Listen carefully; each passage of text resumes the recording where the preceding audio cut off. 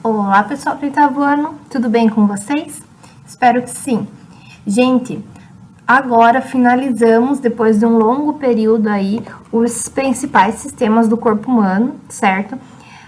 Ainda faltou o sistema de reprodução, mas analisando aqui o livro didático de vocês, eu percebi que o próximo conteúdo, que vai ser a reprodução nos seres vivos, no meio dele ele vai englobar esse sistema, né? O sistema de reprodução feminino e masculino. Então, eu decidi dar uma pausa ali nos sistemas do corpo humano e retornar ao conteúdo do livro didático, né? Que a gente tinha dado uma pausa. E agora, então, se vocês precisarem, peguem o livro didático que deve estar na casa de vocês. Quem ainda não está com o livro didático, busca na escola, que vai ser bom para acompanhar o conteúdo, tá bom? Então, a partir de agora, a gente vai estar estudando a reprodução nos seres vivos. Em específico, a aula de hoje vai falar sobre a reprodução assexuada, tá? Então, vamos lá, vamos começar. O que é reprodução, né? A reprodução vai ser um conceito que a gente vai estar falando direto agora nessa aula e nas próximas aulas. O que é reprodução? A reprodução é uma característica de todos os seres vivos, tá? É uma característica que todos os seres vivos têm. E ela é um processo, então, em que os seres vivos originam novos indivíduos iguais ou semelhantes aos seus progenitores, possibilitando assim a perpetuação da espécie. É muito importante que haja reprodução em todas as espécies, senão ela se extingue. Já imaginou se agora os seres humanos, nenhum deles decidiram nunca mais ter filhos? Ninguém vai ter filhos. Daqui a alguns anos, a nossa população vai ficar senil, vai ficar mais velha e não vai ter indivíduos novos, e sendo assim a nossa população ela iria se extinguir. Então, é muito importante que haja reprodução para estar sempre originando novos indivíduos e possibilitando então a perpetuação das espécies. Agora a gente vai ver que existem o que a gente chama de reprodução assexuada, quando envolve apenas um único indivíduo, não precisa de macho e de fêmea, e a reprodução sexuada, que vai envolver daí os gametas, né? O gameta masculino e o gameta feminino. Então, na aula de hoje, a gente só vai estudar a reprodução assexuada, tá bom? Então, o que é essa reprodução assexuada? É quando um único indivíduo, ele consegue dar origem a descendentes que são iguaizinhos a eles, né? Ou seja, que o conceito é um único ser vivo dá origem a descendentes com um material genético idêntico ao dele, isto é, clones. Porque você imagine, se tem um indivíduo, vamos imaginar uma bactéria. As bactérias são típicas, o principal ser vivo, digamos assim, que utiliza da reprodução assexuada para se reproduzir. Então, imagine uma bactéria. Uma única bactéria consegue gerar descendentes, mas é só a célula da bactéria, só o DNA daquela bactéria. Então, é óbvio que os seus descendentes vão ser idênticos geneticamente à bactéria-mãe. Porque não teve, por exemplo, um gameta masculino que trazia as características do macho e um gameta feminino que trazia as características da fêmea, que se juntaram, misturou as características e gerou um novo indivíduo com uma variabilidade genética grande, diferente. Não existe isso, porque é um único ser vivo dando origem a outro. Então, na reprodução sexuada, um ser vivo vai dividir o seu corpo de algum jeito, gerando um outro indivíduo que vai ser clone dele. Clone, vai ter o mesmo material genético, o mesmo DNA, vai ser idêntico, tá? Então, aqui a gente tem alguns exemplos que a gente já vai ver a questão do brotamento, da fragmentação, regeneração, enfim, e da divisão celular, certo? E quem é que se reproduz da forma assexuada? Bom, então a maioria dos seres unicelulares, que são as bactérias, como eu tinha falado para vocês, as bactérias são as principais representantes aí dos seres vivos que fazem a reprodução assexuada. E também dentro aqui do grupo dos unicelulares entra alguns protozoários, que também fazem esse tipo de reprodução. Alguns tipos de algas, alguns tipos de fungos, alguns tipos de invertebrados e até mesmo, gente, alguns tipos de vertebrados. Por exemplo, aqui, existem algumas espécies de lagartos que só têm fêmeas. E as fêmeas, elas conseguem fazer através de um processo que a gente chama de partenogênese, que eu vou explicar ali em alguns slides posteriores, o que é bem certinho a partenogênese. Então, nessa espécie de lagarto, em muitas espécies de lagarto, só tem fêmea. E elas conseguem, então, gerar descendentes, né? Elas têm o seu óvulo, elas conseguem, então, gerar novos indivíduos só com o gameta feminino, entendem? Não vai precisar do gameta masculino. Isso é uma reprodução assexuada. Um único indivíduo conseguiu gerar outro, não precisou de dois.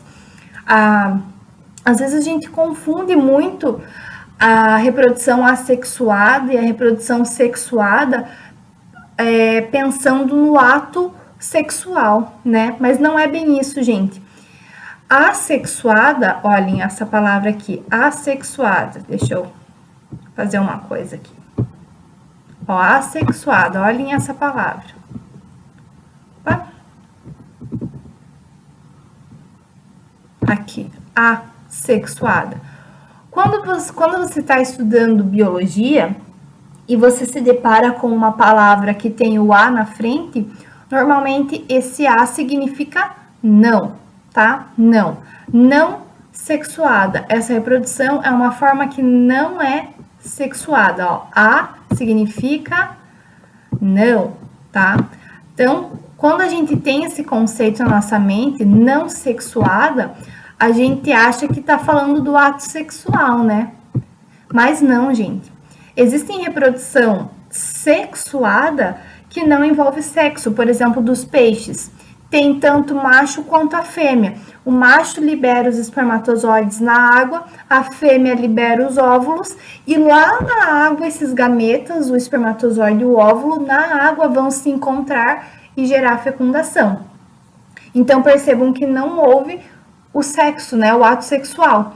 Então, não confundam isso. Assexuada significa que um único indivíduo vai conseguir gerar um descendente.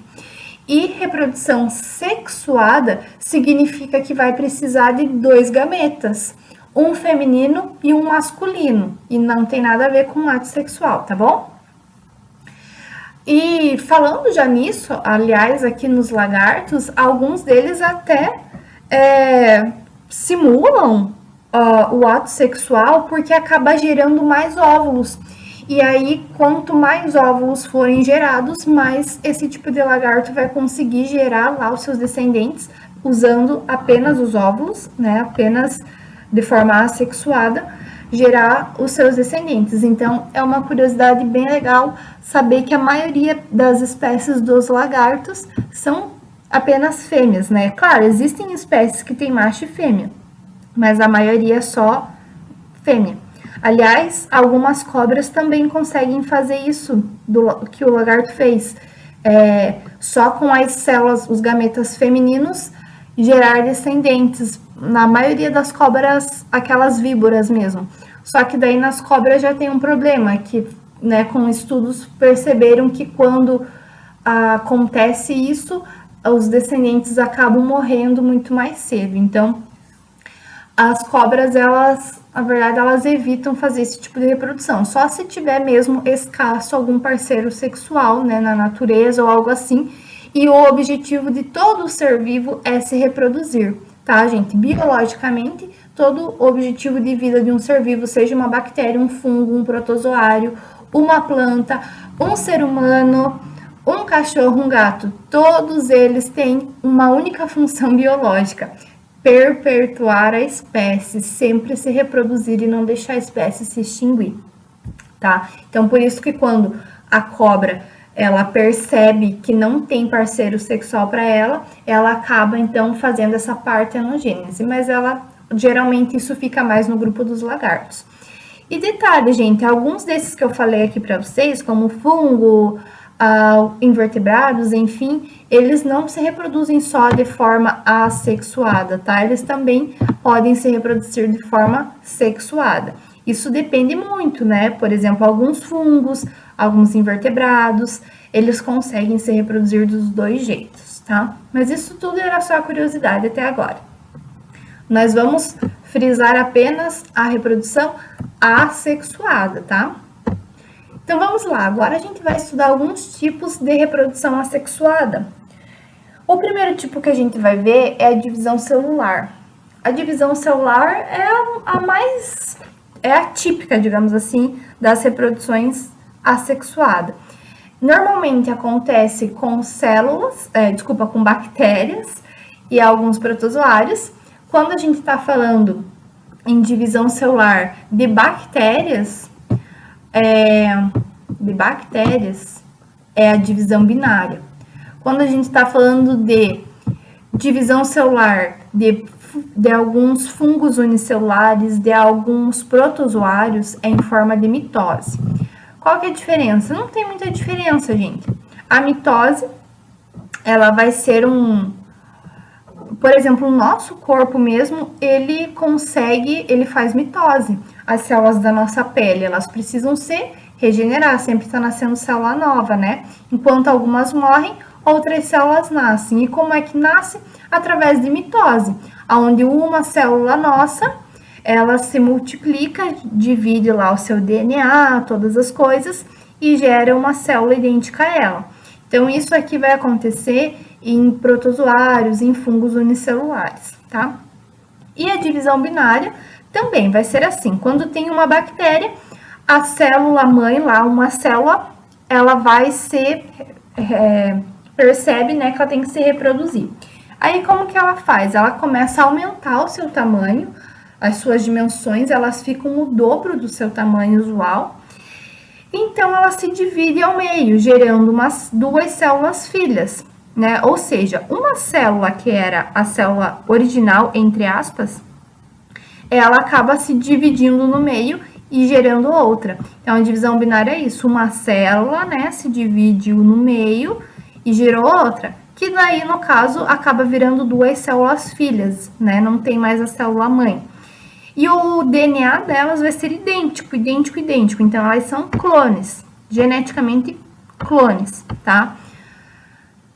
E o interessante disso daqui é que as bactérias, elas têm um alto índice de reprodução, né? Por exemplo, aquela bactéria, a E. coli, que produz a diarreia, que causa diarreia, que causa algumas infecções urinárias. Essa bactéria, para vocês terem noção, a cada 20 minutos, ela se reproduz. Então, imagine o quanto de bactéria que uma pessoa que acabou ingerindo essa bactéria ou algo assim, e em questões de um dia ela já vai estar com muitas e muitas bactérias no seu corpo, porque essa bactéria, ela tem uma grande facilidade de reprodução. A cada 20 minutos ela se reproduz. Imagine um ser humano em comparação, né? Um ser humano nasce, bebê, passa pela fase da criança, fase do adolescente, entra na fase adulta, ainda às vezes demora um tempo até decidir ter um filho, que vai durar 9 meses na barriga, até nascer a criança, passar por todas essas fases novamente. Pensa quantos anos isso não demora, né? E enquanto isso, a bactéria ali a cada 20 minutos gerando um descendente novo para ela, né? Então, as bactérias, assim, é extraordinário. Aqui tem um GIF mostrando para vocês como que ocorre a divisão binária. Ó, uma célula se dividiu o seu núcleo, que tinha seu DNA, e gerou duas células idênticas umas às outras, tá? Aí nós temos também o brotamento. O brotamento também é uma forma assexuada de reprodução. Então, aqui a gente tem um exemplo de um porífero, de uma hidra. Aqui nós temos um porífero. Um porífero é a esponja do mar. Nossa, professora, mas não tem nada a ver com o Bob Esponja isso daqui. Não tem mesmo, mas o Bob Esponja é um porífero, tá? Então, aqui temos um porífero. Como que o porífero, ele se reproduz? Então, vai ter um momento que vai ocorrer uma formação, vai gerar uma expansão corpórea no corpo desse animal. Ah, mas isso daqui é um animal? Sim, poríferos são animais. Esse daqui também é animal, tá, gente? Então, gera uma expansão no corpo desse animal. que a gente chama de broto, tá?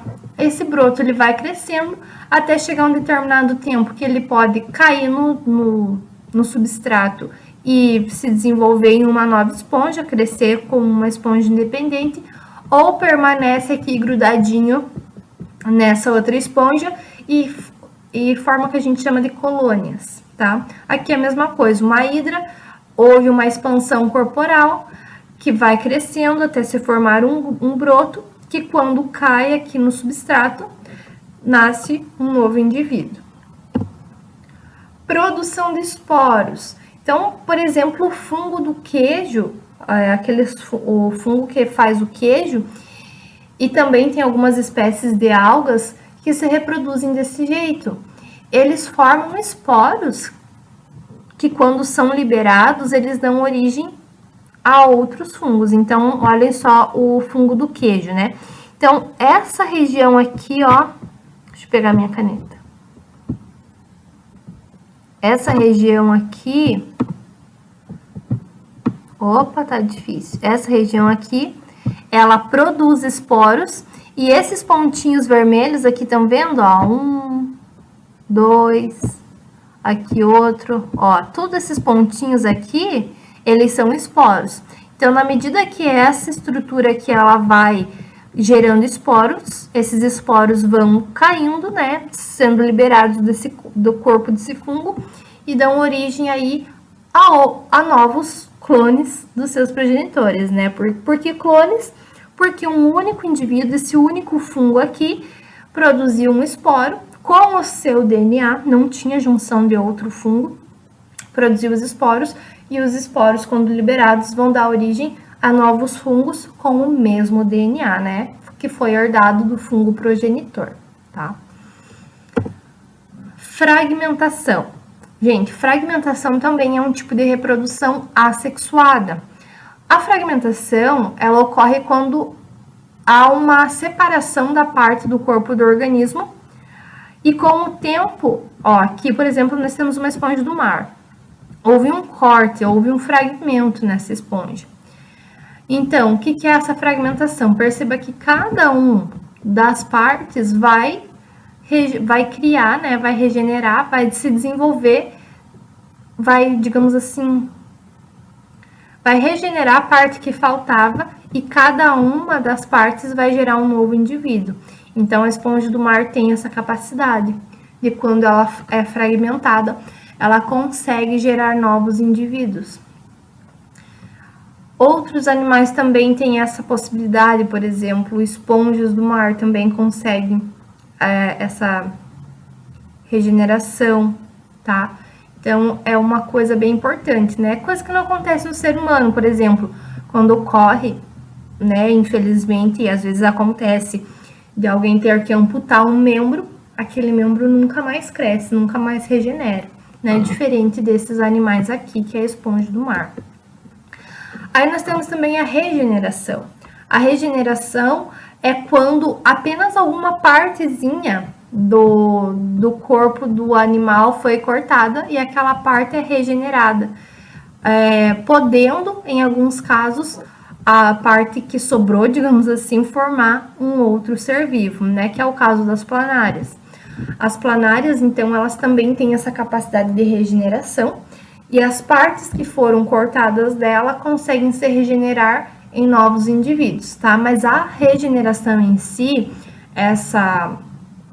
esse tipo de reprodução assexuada, ela é considerada uma forma de reposição de tecidos danificados ou extremidades perdidas. Então, é como se fosse cortado aqui, né? Cortou aqui uma planária, a regeneração seria reformular aqui e regenerar a parte que foi cortada.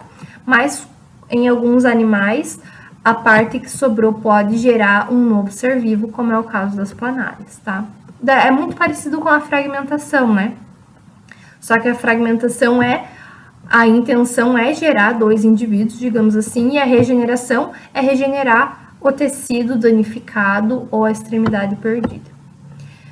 Aí a gente tem a partenogênese, que eu já tinha ali comentado com vocês anteriormente, do lagarto, né?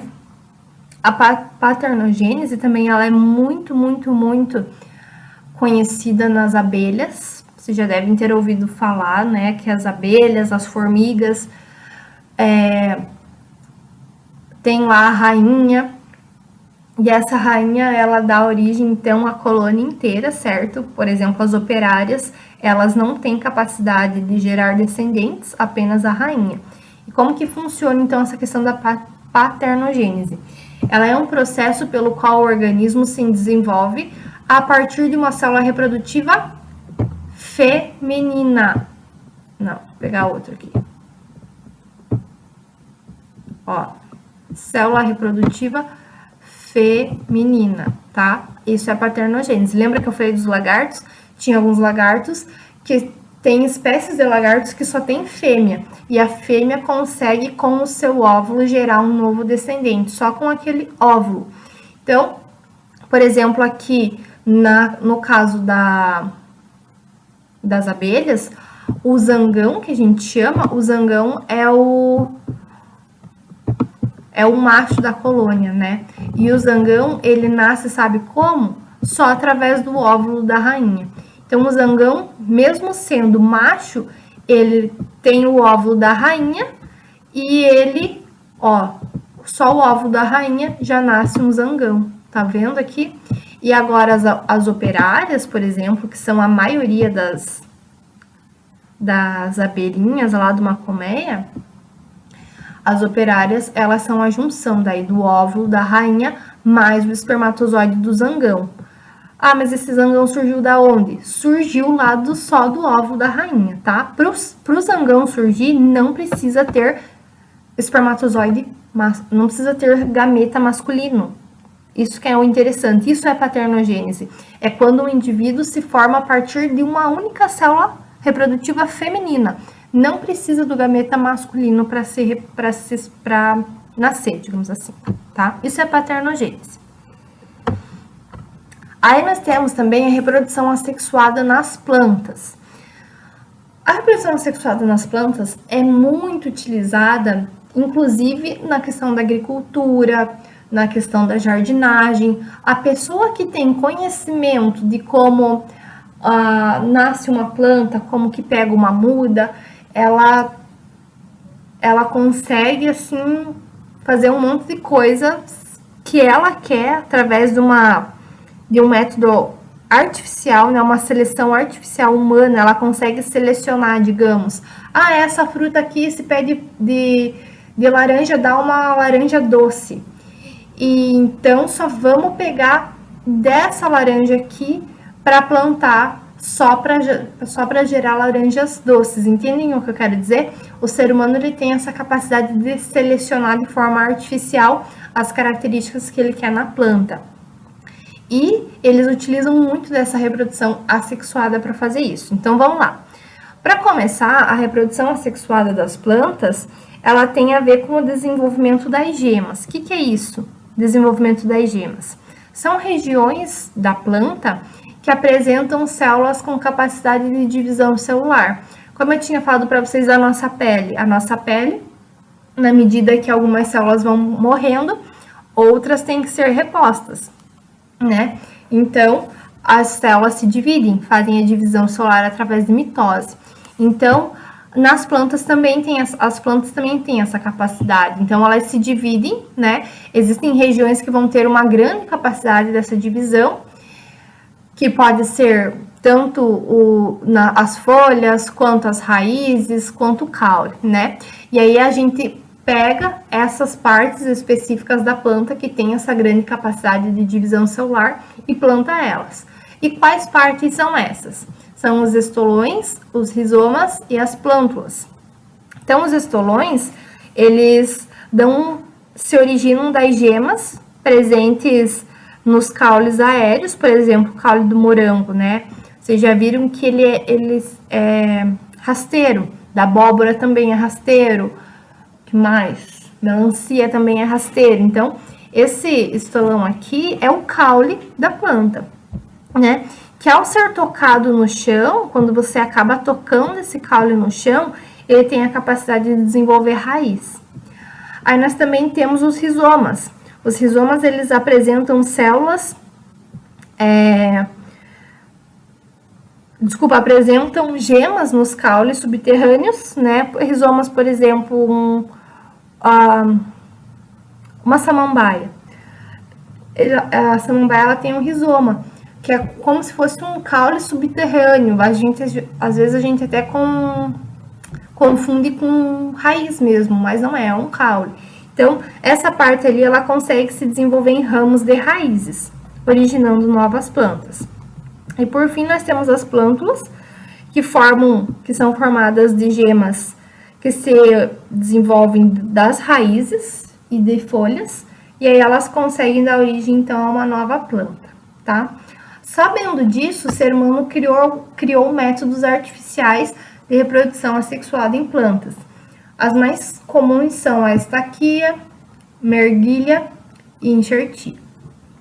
A estaquia é quando você introduz uma parte da raiz, uma parte do caule ou da folha que é capaz de enraizar, que tem essa grande capacidade de divisão celular, você acaba colocando no solo, né? A gente chama de estaca, e isso acaba criando raízes e se desenvolvendo em uma nova planta, tá?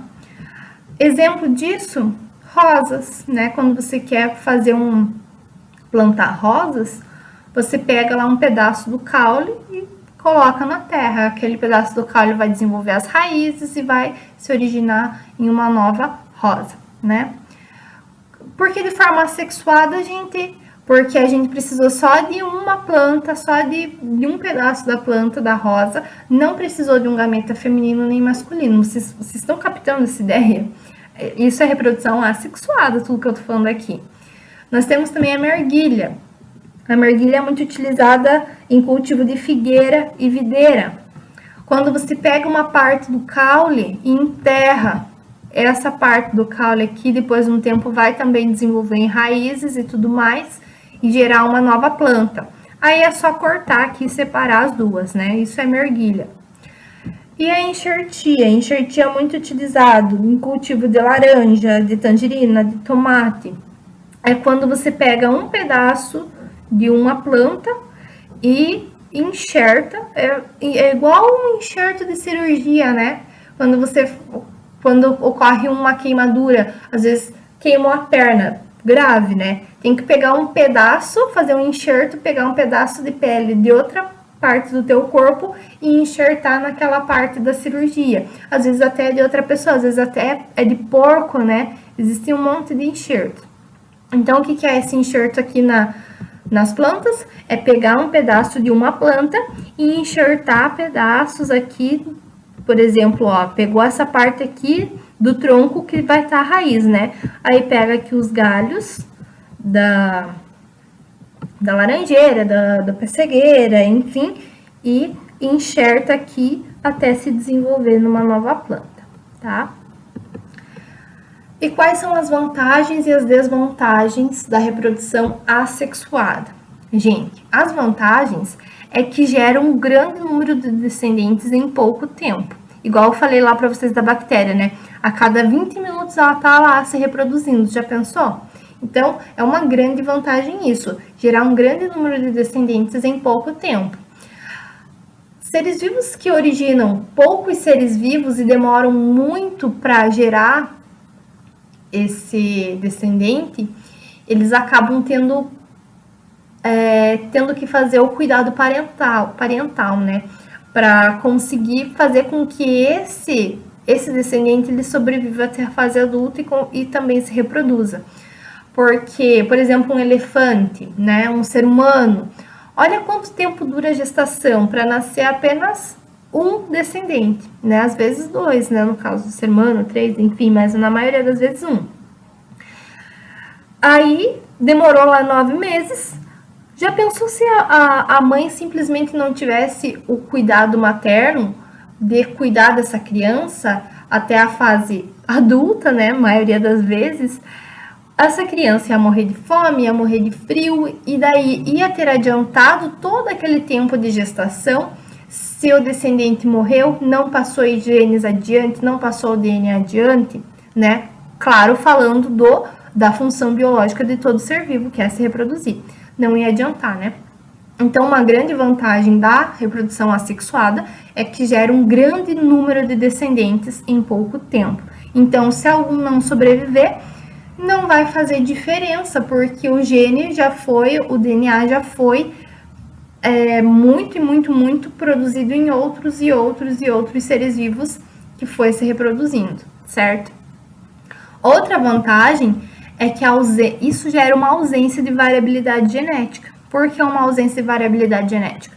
Quando é sexuado e tem a gameta feminino e o masculino, mistura os genes, tem uma combinação dos genes e forma um ser vivo diferente, com uma variabilidade genética.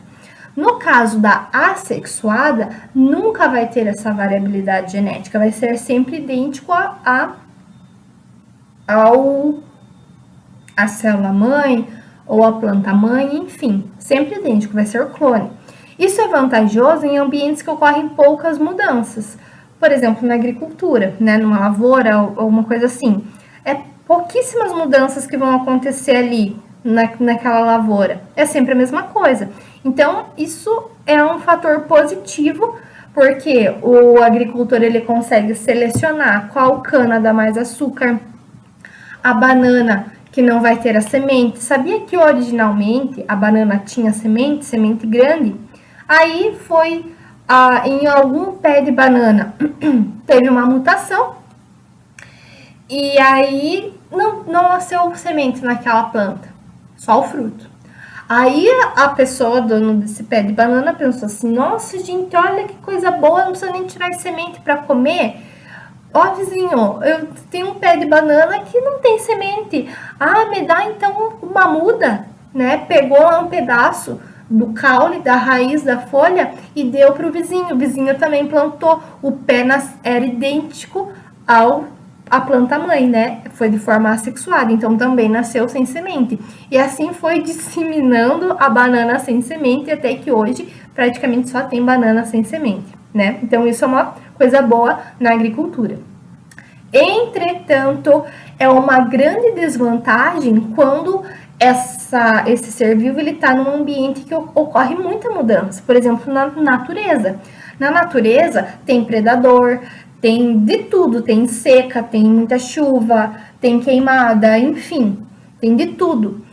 Então, ocorre uma grande mudança. Se você tem uma variabilidade genética baixa, você não consegue sofrer mutações que criem vantagens para você naquele ambiente. Então, você acaba acabando com a sua população. Então, em ambientes de constante mudança, é possível que a ausência de variabilidade venha a se tornar um fator negativo, pois as características apresentadas pelos indivíduos podem não oferecer possibilidades de sobrevivência da população nesse caso. Agora, com a variabilidade genética, pode ter mais mutações, e algumas mutações podem ser vantajosas em alguns locais, né? Algum ser vivo pode se diferenciar por ter alguma mutação vantajosa, e aí os seus descendentes também vão puxar aquela característica para eles. E aí eles conseguem sair, driblar essas dificuldades, essas mudanças no ecossistema, entendem? Conseguem entender isso? Coisa que um ser vivo que se reproduza de forma assexuada não consegue essa mutação genética, tá? As orquídeas também são plantas que o pessoal da jardinagem utiliza muito a reprodução assexuada para deixar da cor que quer, para deixar do tamanho que quer, enfim. Certo, gente? Então, a aula de hoje era sobre isso. Se ficou dúvidas, me procurem no WhatsApp, no Classroom. É importante que vocês procurem a gente para tirar as dúvidas. E muito obrigada por ter assistido até aqui. Tchau, tchau, gente!